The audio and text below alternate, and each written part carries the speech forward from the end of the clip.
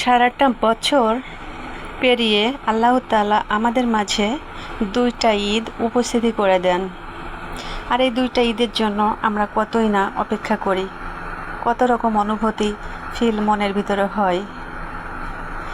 রমজান মাসে যেমন সারাটা মাস রোজা রাখি, সামনে অপেক্ষায় থাকি ঈদ আসবে, ঈদে আনন্দ উল্লাস করব। এটা মনে করেন ছোটোবেলার কথা। এখন অবশ্য আনন্দ উল্লাস কাকে বলে বুঝি না। ছোটোবেলায় অনেকে নতুন জামা কাপড় পরতো, অনেক রকম খাবার খাইতো, বাবা ছিল তাদের, বাবাকে যা বলতো কিনে দিত। কিন্তু আমার তো বাবা ছিল না, কাকে বলবো? মাকে বললে মা কষ্ট পাবে, এই জন্য মাকেও বলতাম না। মা খুশি হয়ে যদি কোনো কিছু কিনে দিত ওটাই আলহামদুলিল্লাহ, আর যদি না দিতে পারতো সেটা আলহামদুলিল্লাহ। মনের কষ্ট মনে চেপে রেখেছি, কখনো কাউকে প্রকাশ করিনি ছোটোবেলা থেকেই। বাবা না থাকলে কাকে বলবো?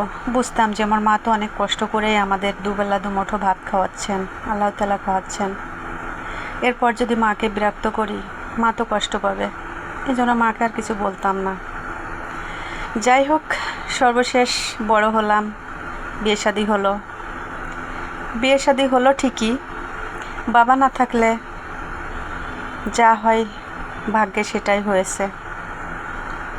লোভী মানুষের সাথে পড়ছিলাম, শুধু শ্বশুরবাড়ির থাকে লোভ করতো সব কিছু, কিন্তু আমার মা কোথা থেকে দেবে? যাই হোক, আমি ভালো না, সবাই ভালো। এই জন্য শ্বশুরবাড়ি আর ভাগ্যে হলো না। দুটো সন্তান আল্লাহ তাআলা আমাকে দান করলেন, সেটা নিয়ে সাগরে ঝাঁপ দিলাম। কিন্তু সবচেয়ে বড় কথা কি, সন্তানদের অনেক কষ্ট করে পরিশ্রম করে বড় করেছি। একটা বড় হয়েছে, একটা ছোট আছে। নিজে কম খাইছি, কম পড়েছি, বাবা ছিল না, অতটা দুঃখ মনে হয়নি যতটা দুঃখ কষ্ট এখন মনে হয় ছেলেদের জন্য। তাদের খেয়ে পড়ে মানুষ করব নাকি তাদের সকালটা পূর্ণ করব, মন চাইলেও সামর্থ্য নাই। সর্বশেষ বছর শেষে যখন ঈদটা আসে, রমজানের শেষে টেনশন হয় অনেকটা যে আমার মনিদের মার্কেট করে দিতে পারলাম না। খুবই খারাপ লাগে। নিজের চিন্তা করি নাই কখনোই। নিজের থেকে ছেলে মেয়েদের দিতে পারলে মনটা আরও বেশি ভালো লাগে যে না, আমার ছেলেরা তো খুশি আছে।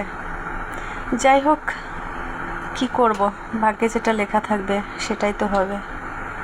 তো এইভাবে আসছি। এখন মনে করি, ফেসবুকে দেখি, পোস্ট করি ভিডিওগুলা, যদি আল্লাহ তাআলা মুখ তুলে তাকান, কখনো যদি আল্লাহ তাআলা উপার্জন করার তৌফিক দান করেন শেষ জীবনে, ছেলেদের অগন্ত মনের ইচ্ছাগুলো পূর্ণ করার চেষ্টা করব, অসহায় মানুষের পাশে দাঁড়ানোর চেষ্টা করব। যেমন আমরা কম বেশি অভাব অনটন কাকে বলে বুঝতে পেরেছি, কষ্টটা কাকে বলে বুঝতে পেরেছি। এজন্য মনে হয় কখনো যদি আল্লাহ তাআলা আমাকে সেরকম তৌফিক দান করেন, তো আমি সেভাবে দাঁড়ানোর চেষ্টা করব, এতে আমার জীবনটা সার্থক হবে। জানি না সেই ভাগ্যটা আল্লাহ তাআলা কখনো আমার দিবেন কি না। আপনারা যদি পাশে থাকেন, উপর আল্লাহ যদি সহায় থাকেন, অবশ্যই হবে। আমার কথার মাঝে যদি কোনো ভুল ত্রুটি হয়ে থাকে ক্ষমা দৃষ্টিতে দেখবেন। সবাই ভালো থাকবেন। আল্লাহ হাফেজ।